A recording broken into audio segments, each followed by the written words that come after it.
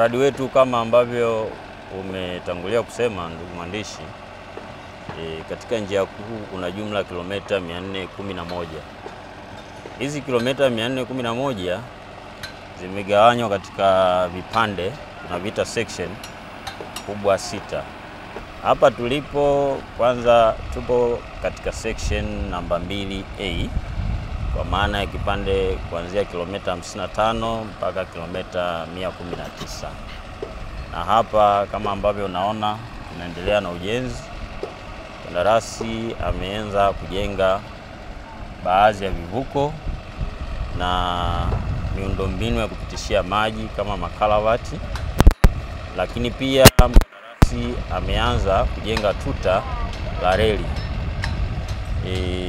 Na karibu yangu hapa tunaona tuna ujenzi unaendelea wa kivuko.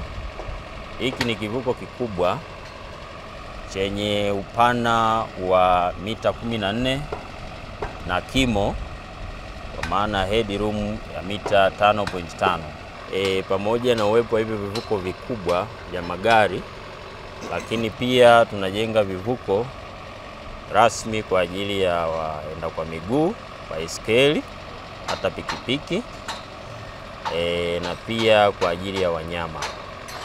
Kwa hiyo tuna vivuko maalum ambavyo tunavijenga kwa ajili ya wanyama, na ujenzi wa vivuko hivi umezingatia pia mahitaji ya wananchi wa eneo husika, kwamba wananchi walishirikishwa toka hatua za awali na wakaonyeshwa maeneo ambayo mkandarasi amependekeza na wao wakatoa maoni yao.